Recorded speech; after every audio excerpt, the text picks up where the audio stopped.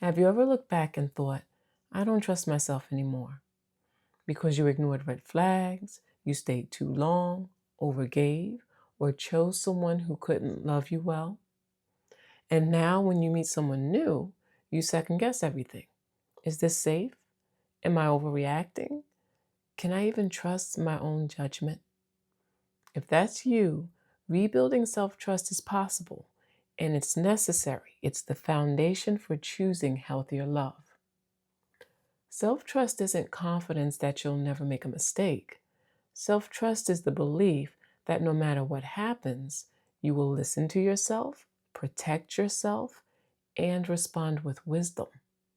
And the beautiful thing is, self trust is built through evidence, not promises.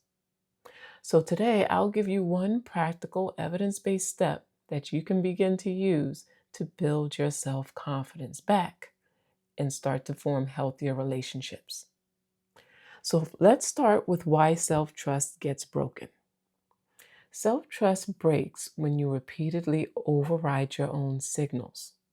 Most people don't lose self trust overnight, they lose it one small moment at a time. Think about it. You felt uncomfortable, but you still stayed. You noticed inconsistency, but you explained it away. You needed reassurance, but you minimized your needs. Or maybe you wanted to slow down, but you rushed because you were afraid of losing the other person. So the goal isn't to become someone who never feels fear or attachment.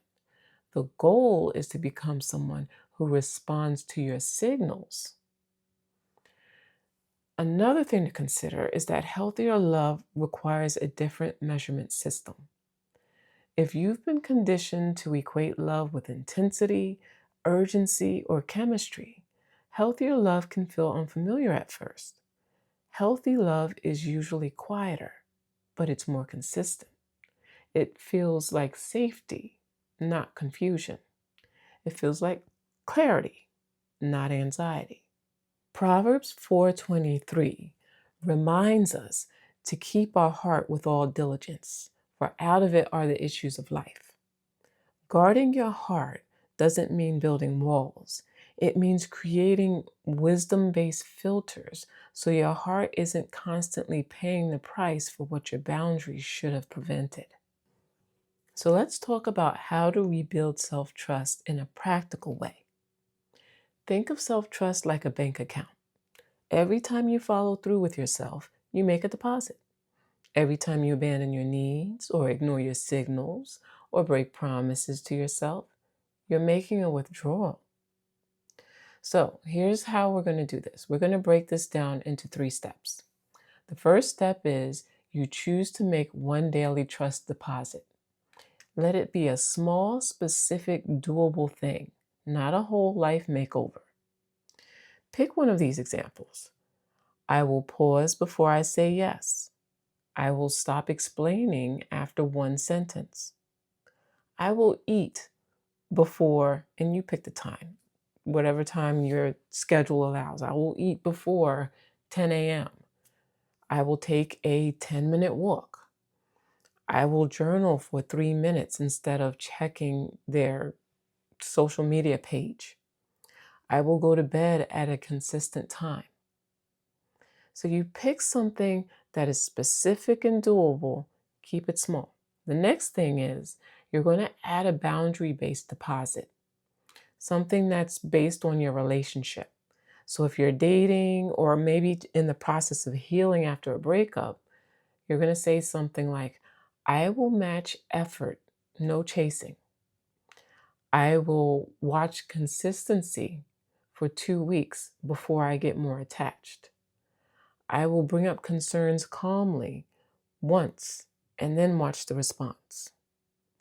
I will not compete for love. And the third step is at the end of the day, I want you to record your deposits. This is proof that's going to help to rebuild your trust.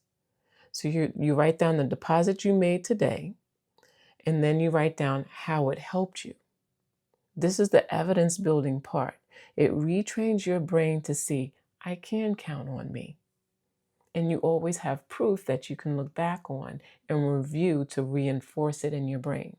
Remember, repetition is what brings that change. So you need to be consistent with this. When self-trust grows, you stop confusing fear with intuition. You become less reactive and more discerning.